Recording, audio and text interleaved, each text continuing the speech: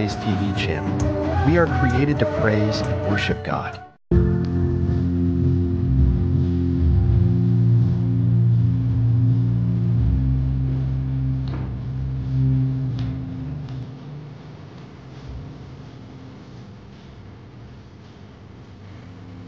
Ako'y iyong natagpuan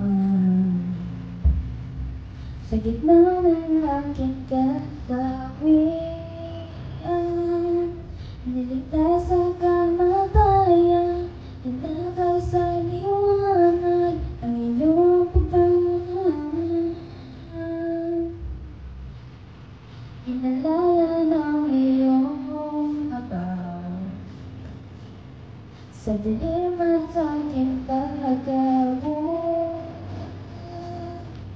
Ngayon sa iyong biyaya at sa langit ng pag-ibig at maawit, ang buhay ko'y dahil sa'yo, laging sa'yo iaalay. Ang puso ko'y dahil sa'yo, laging sa'yo, Panginoon. Walang ibang kaligtasan, sa'yo lubos ang kagalingan. Jesus, ako'y lumihag sa dakila mong pag-ibig, umaawit. Ang buhay ko'y laging sa'yo, laging sa'yo iaalay. Ang puso ko'y laging sa'yo, laging sa'yo, Panginoon. Ang buhay ko'y laging sa'yo, laging sa'yo iaalay. Ang puso ko'y laging sa'yo, laging sa'yo, Panginoon.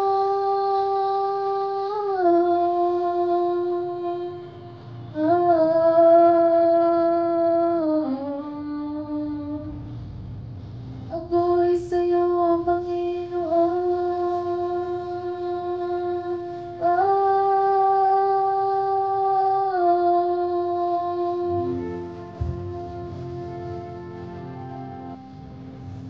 Ibibigay lahat, walang alinlangan, dahil sa buhay na iyong inialay.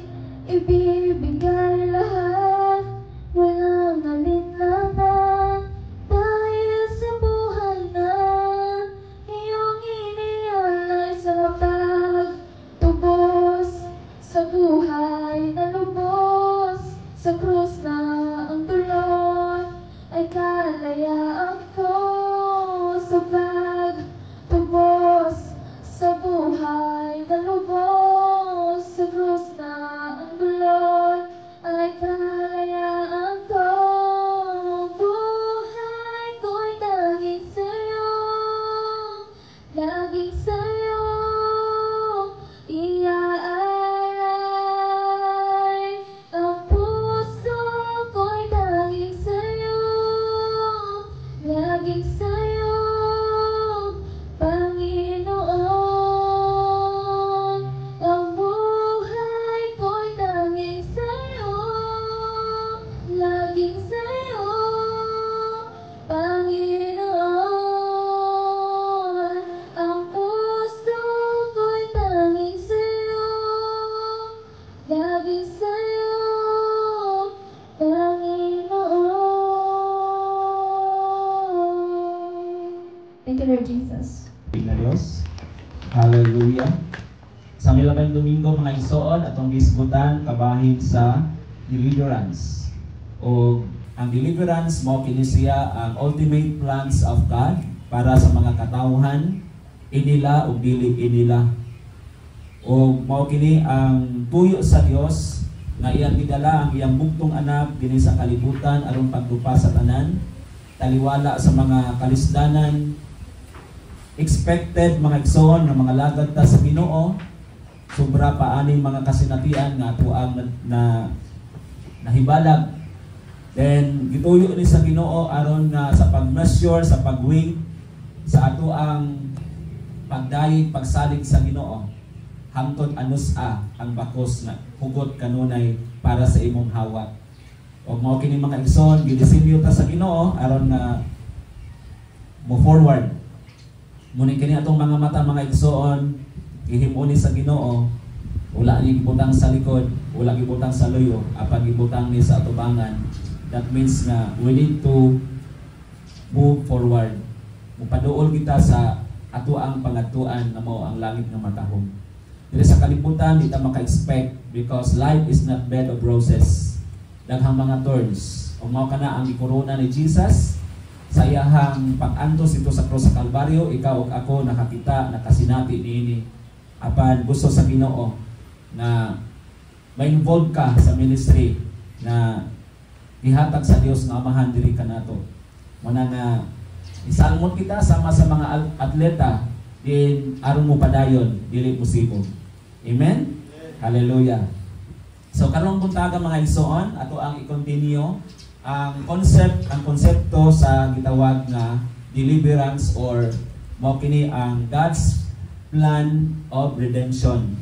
And this is the core message from the Bible nga gisuginlan ta, gisulatan ta sa Ginoo sa 1 John chapter 5 verse 13. Lingon si Apostol pa, lingon si Jesus na gisulatan ko kamo niini aron kamo masayod na kamo nakabaton o kinabuhing walay katapusan. O kini nga kinabuhing walay katapusan dili ni tungod nga sa imuhang mga achievements apan tungod ni Jesus Christ. Iyang gihimo, gihuman ang tanan dito sa pagbitay niya dito sa cross sa Kalbaryo. So, ang message na to karon mga igsoon, the message of the Bible regarding God's plan of redemption. Sugdan nato mga igsoon ang ato ang message gikan sa Biblia. Nagsugod kini mga igsoon kang Adan o kang Eva sa dihang sila ni disobey sa kabubuton sa Ginoo. Ato na makita mga igsoon gikan sa Genesis chapter 3 versikulo 6 hangtod sa versikulo 7. Og mo ni hinungdan nga ang mga katawhan diri sa kalibutan mga igsoon anaa sa state of total depravity or mingon nga state of kalaglagan na ilalom sa kaligotgot sa Dios, na ilalom sa kaligotgot sa Dios kung ato nang basahon gikan sa Jeremiah chapter 17 verse 9. Then makita po na nato sa Psalms chapter 55 verse 5 o sa Romans chapter 5 verse 12 gikan sa 12 hangtod sa verse 21. So ang tibuok kalibutan sa mga adunay tibuok nga baha mga igsoon, nakita nato dito nga ang una-una sa tao futile, corrupted.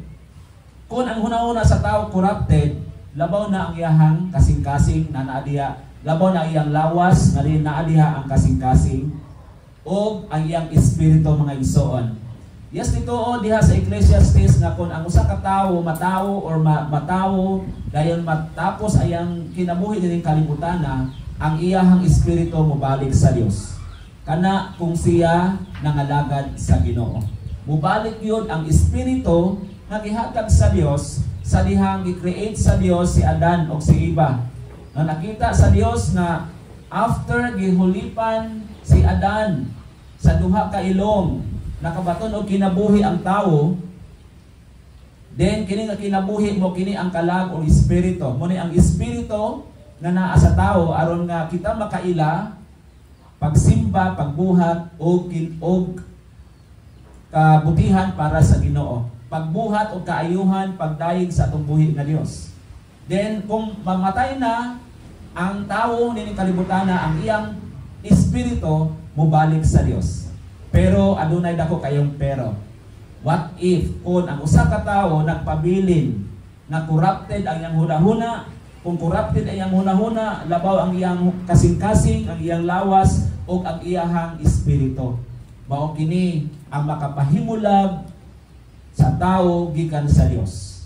Mao na nga ikaw karon nga naglingkod diha, ayaw ipakurap ang imuhang mga mata. Ayaw ipakurap ang imong hunahuna. Ayaw paminawa ang gisundog sa imuhang pagbati. Kay mao kini ang buhat sa kaaway, aron ikaw danihon niya, aron dili ka o makamiss ka sa gustong isulti sa Dios ining taknanga. So, sa pagpadayon mga igsoon, sanglit ang tao na corrupted naman, doon na siya'y gahom, ug ang gahom, dili gahom gikan sa Dios, kundi ang gahom gikan sa sala. Ug atong nasayran mga igsoon sa daghan ng mga pagtudlo nining dapita, nga ang pinakadakong problema sa kalibutan nga giatubang karon ang sala. Umuni karon mga igsoon, ang mga paghitabo nining kalibutan usa kini siya kabunga sa pagpakasala sa mga tao nga hangtod gikan adanog ni iba og hangtod karon mga panahona dili makat tungod kay wala sila nidawat sa gugma ni Kristo. Mao ni mga igsoon nganong giwali ang pulong sa Ginoo, nganong gitudlo ang pulong sa Ginoo, because preaching is not limited in the pulpit. Kinahanglan tang musulti, musugilon mga igsoon kay aron sa pagbalik sa Ginoo. Hallelujah. We are ready to face Jesus. So, karong takna ang mga igsoon, sanglit atong nadungog ang mga bersikulo mga igsoon, ato ang hisgutan sa ang programa sa atong buhi nga Dios kabahin sa kaluwasan or gitawag nga redemption. Una, atong hisgutan mga igsoon para sa mga paglaom para sa countless generation. Mayroon countless generation dili maihap nga mga henerasyon mga igsoon. So gikan pa sa panahon sa mga hari, panahon ni Jesus Christ ug hangtod sa panahon karon. Atong hinumduman mga igsoon nga si Noah mao'y representative nga buhing Kristo, Bisaya sa iyang tugon. O karon gi-picture out mga igsoon nga si Jesus mo kini ang atong hope, ang atong paglaom sa mga hopeless and countless generation. Doon natay upat ka buok, lima. Upat ka buok nga mga content naglangkob sa pagpadayag sa Dios sa iyahang gitawag nga redemption. Number 1, kaning gitawag nato creation. Nasayla na to mga igsoon nga ang Dios nagbuhat og maayo para sa kalibutan. Di ba naingon gibuhat niya ang kalibutan sulod sa unong kaadlaw ug ikapito kaadlaw ni pahulay siya. Ug naada niya mga igsoon ang pagbuhat sa Dios nakita sa Ginoo. That's why naa siya commendation at the first and the end of the day. Niingon ang Dios na it was good, maayo ang pagbuhat sa Dios. So sa ato pa walay problema ang pagbuhat sa Ginoo sa kalibutan. Although it is void, at least nakita nato dito ang glory sa Dios sa iyang pagbuhat sa kalibutan. And that is creation, the starting point of God's plan. Okay? Then empty pa ang kalibutan ni atong adlaw, gikan sa unang adlaw, ikaduhang adlaw, ikatulong adlaw, ikaupat, hangtod ikalima, ikaunom, dinaa na ang mga katawhan sa Dios na nagsimba kaniya. Bisan gani gitugutan ang mga tawo, si Adan ug si Eva, aron sa paghingalan sa mga mananap nga iyang nakita sa ibabaw sa yuta mga igsoon. Next ang on Born gusto to nga Praise ipabuhat, TV channel. ang tao ra gyud ang mo reply, ang mo response. Laging sa'yo, laging sa'yo.